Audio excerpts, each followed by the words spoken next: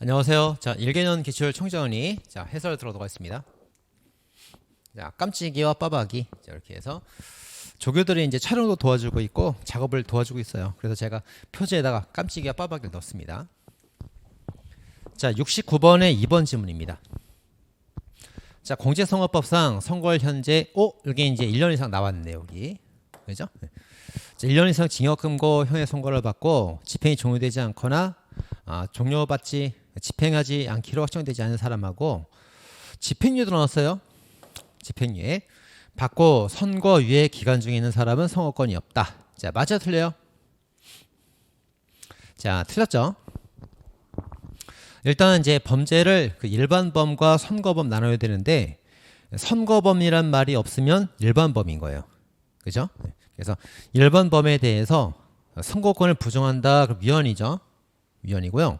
1년 이상이란 말이 나와서 1년 이상 징역 금고일 때 선거권이 없다. 그럼 맞는 말 됩니다. 근데 집행유예 받은 경우는 요거 선거권 줘야 되는 거죠. 이렇게 됩니다. 자, 그 다음에 이제 선거범이라고 나오게 되면은 이제 선정투표죠. 그래서 선거범으로 보는 게 정치자금법 위반죄하고 국민투표법 위반죄도 선거범으로 봅니다. 선정투표. 자, 선정투표는 집에서 150년간 감금되는 거예요. 그죠? 예, 선정적인 투표를 한 사람은 집에서 150년 동안 선거를 못 하는 거예요. 자, 그래서 선거범 같은 경우는 100만 원 이상 벌금형 이상 받고 그다음에 실형은 5년, 형벌 받고 실형은 5년간 선거권이었고요. 그다음 100만 원 이상 벌금형인데 그 집행유예 받은 사람은 집행유예 선고받고 10년간 선거권이 없습니다. 자, 이렇게 된 거예요. 자, 잘 정리하셔야겠죠. 그래서 자, 수용자에 대하여 선거권을 부정하였다. 합헌 위헌? 위헌입니다. 위헌. 근데 수용자 중에서 1년 이상 형의 선고를 받은 사람한테 선거권을 부정하였다. 1년 이상 나온 뭐예요? 합헌되는 거예요. 부정돼. 1년 이상만 부정된단 말이에요. 근데 집행유예 받은 사람은 선거권이 있습니다. 그리고 집행유예 받은 사람한테 선거권을 부정해서 위헌 결정 받았죠. 법이 개정돼서 지금 선거권이 있단 말이에요. 그리고 선정투표는 집행유예를 받았다 하더라도 150년간 선거권이 없다. 여긴 이제 출제 다발 지역이니까 정말 정리 잘 하셔야 됩니다. 자, 71번에 1번. 자, 정당 후보자 추천에 관한 단순한 지지 반대. 난 저 사람이 좋아. 난 저 사람 싫어. 이렇게 말했습니다. 이거 선거동입니까? 아니죠. 난 저 사람이 잘생겨서 좋아. 난 저 사람 말을 잘하니까 좋아. 난 쟤는 못생겨서 싫어. 그냥 자기가 이제 짜장면이 좋아. 짬뽕이 좋아. 단순한 지지 반대이기 때문에 선거운동 아닙니다. 아니에요. 틀렸고요. 자, 72번에 2번. 지방자치에 들어왔네. 지자체장 선거에서 지난 시간에 배웠는데 이거 대통령하고 비교해서 배웠었죠. 후보자가 한 명일 때 투표를 하지 않고 해당 후보자를 당선자로 정하고 있습니다. 자, 선거인의 선거권을 침해하지 않는다. 합헌이다. 이런 표현인데 맞아요? 틀려요? 맞죠? 그래서 대통령이 한 명일 때는 투표를 꼭 거쳐서 당선을 해야 되고요. 지자체장이 한 명일 때는 선거 없이 당선된다고 그랬죠? 자, 72번에 3번입니다. 지문에 꼭 체크하시고. 자, 신체 장애로 인하여 자신이 기표할 수 없는 그 선거인에 대해서 장애가 있구나, 이분이. 다리를 잘 못 쓰시고 혼자서는 기표를 못 해요. 그래서 투표 보조인이 가족이 아닌 경우, 가족들이 도와줄 텐데 가족 아닌 자가 지금 도와주고 있단 말이에요. 반드시 본인이 지명한 2명을 동반하여서만 투표를 보조할 수 있도록 하고 있는 것은 선거인의 선거권을 침해하지 아니한다. 이렇게 되어 있습니다. 자, 2명이 이제 지명한 2명이 꼭 동반해서 왜 2명을 또 동반해야 될까? 감시하는 거지. 요놈이 투표에 영향을 미치는지 안 미치는지 감시하고 있는 거예요. 자, 이거는 합헌이다. 맞습니다. 그래서 이 선거 보조인이 장인한테 막 쏙닥쏙닥 누구를 뽑으세요? 누굴 뽑으세요? 이럴 수 있잖아. 그러니까 그걸 못하게 감시하는 거란 말이에요. 2명이. 그래서 합헌입니다. 자, 73번에 3번입니다.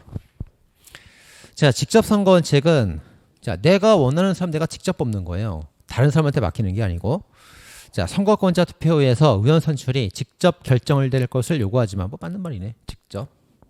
까지 맞겠지. 비례대표제를 채택하는 경우 정당 투표입니다. 자, 정당 비례적 의석법까지 직접 결정될 것을 요구하는 것은 아니다. 자, 우리가 이제 지역대표법 할 때는 사람 보고 인물 선거하는 거죠. 그 다음에 이제 비례대표라는 거는 정당을 선거하는 거죠. 근데 우리가 이제 요 두 개가 있을 때 직접 뽑아야 되는 건 누구? 직접 뽑아야 되는 건 인물이에요? 정당이에요? 누구예요? 누구를 직접 뽑아야 돼? 누구를? 인물이에요? 정당이에요? 지역이에요? 비례예요? 둘 다죠. 둘 다. 지역대표건 비례대표건 둘 다 직접 뽑아야 됩니다. 그래서 둘 다 직접 뽑아야 되는데 표가 하나면 어떻게 돼요? 표가 하나면 인물을 뽑으면서 정당까지 뽑혀지니까 내 마음대로 뽑을 수가 없죠. 그래서 1인 1표제를 주게 되면은 위헌되는 거예요. 어떻게 됩니까? 1인 2표를 줘야지. 그래야 이제 그 한 표에서는 사람을 뽑고 또 한 표는 정당 뽑고 한 사람당 표를 2장 줘야만 이게 직접 선거 원칙에 합치가 되는 겁니다. 1인 1표제 위헌 사건이었습니다. 자, 75번에 4번. 자, 대통령 선거라는데 최고 득표자 동점자가 2명 나왔어요. 그러면 연장자가 그냥 대통령 되는 거예요? 선거 투표를 한번 다시 더 해봐야 되는 거예요. 그죠? 그래서 국회에서 다시 한번 선거를 해야 되는 겁니까? 그죠? 또 하나 만약 선거를 하게 된다면 다수표 받으면 그냥 되는 거예요? 과반수 얻어야 되는 거예요? 과반수 얻어야 되는 거예요? 어떻게 되는 거예요? 자, 맞아 틀려요? 자, 틀렸죠? 그래서 일단 연장자가 그냥 되는 거 아닙니다. 선거 또 해야 되는 거예요. 해야 되는 거고 국회에서 이제 선거를 하되 다수표를 받았으면은 예를 들어 이제 국회에서 A, B 2명 남았는데 얘가 45%, 얘는 이제 48%. 그다음 나머지가 이제 몇 표가 남았어요? 나머지가 7% 남아있죠? 얘들은 기권. 그럼 과반수를 얻지 못했죠? 과반수 얻지 못해도 다수표가 당선되는 거예요. 이렇게. 그죠? 그래서 자, 대통령 득표자 2명이면은 국회에서 선거를 다시 한번 한다. 과반수가 아니어도 다수표면 당선된답니다. 자, 77번에 3번입니다. 자, 지방자치단체 사무가 있어요. 그래서 지방자치단체 사무. 그럼 원래 뭐를 말하는 거예요? 자치사무와 단체사무를 둘 다 말하는 거죠. 원래는. 근데 여기서 이제 그 중에서 자치를 딱 뽑아가지고 자치사무만을 묻고 있습니다. 자치사무를 묻고 있어요. 자, 법령에 따라 지방자치단체에 속하는 사무에 관하여 법령이 위반되지 않는 한 그 스스로 조례를 제정할 수가 있고요. 자치사무 조례 제정권이 있느냐 이렇게 묻고 있습니다. 자, 국가사무인 기관임 사무에 대해서는 국가사무래요. 자, 국가사무에 대해서 일정 사항을 조례로 위임하고 있다 하더라도 위임한데 국가가 부탁을 했대. 그때 조례를 제정할 수 있어요? 없어요? 자, 있습니까? 없습니까? 제정할 수 없다. 틀렸죠? 자, 지방 자치단체 같은 거로 보면 된다고 그랬죠. 그 다음 기관임 사무라는 거는 국가사무. 이거는 이제 그 지역의 일이고 이건 국가 전체 일이죠. 그건 이제 자치 고유 사무니까 조례 제정권이 있어요. 근데 국가사무는 국가가 만드는 거기 때문에 국회에서 법을 만들잖아. 국가일은 국회에서 법을 만들기 때문에 지자체가 조례를 만들 수 없는 거예요. 원칙은 못 만든단 말이에요.